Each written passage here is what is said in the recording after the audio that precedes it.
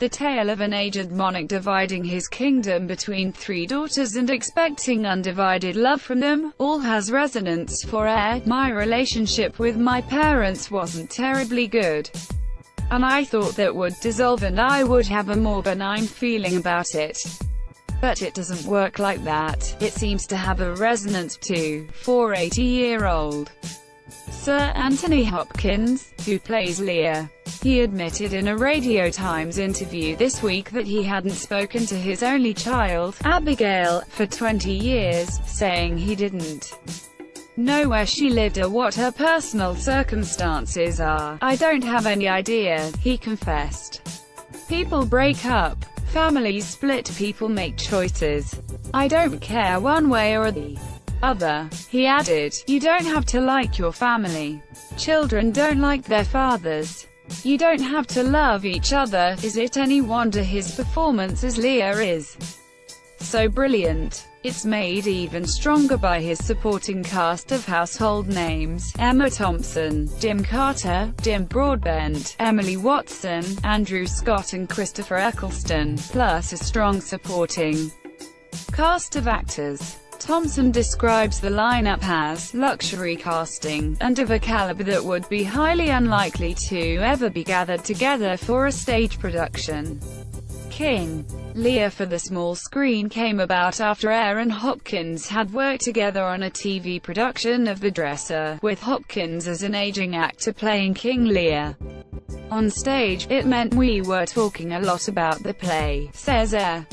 "I had directed it and Tony had been in it, and we rather facetiously talked about how we would make a film of it. Then the executive producer, Colin Callender, said, 'You have to do this,' as did my wife, Sue Birtwistle, who is a very successful television producer. So Tony and I spent 2 years exchanging emails about more or less everything about King Lear, and by the time we came to start rehearsals we both knew what we thought of him and the world he inhabits." According to Eyre, 75, King Lear is the best play ever written, and he says Hopkins attacked the role of Lear in this production with vigor. "I think he's the most extraordinary, eccentric, lovable and bizarre actor. He generates a kind of nuclear energy on set and is terribly watchable.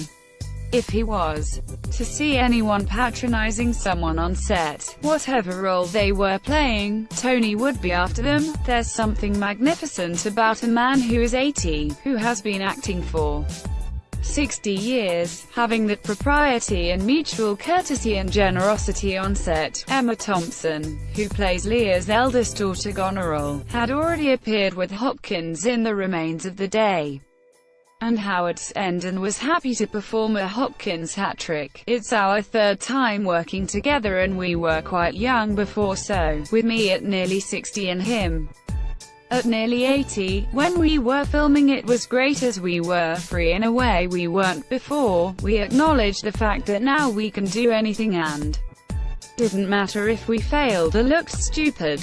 We could be fearless, and that's a very creative place to be." Jim Carter plays Lear's faithful servant, the Earl of Kent, and has had a Hopkins experience, too. "I worked with him on Transformers 5, he says, dryly.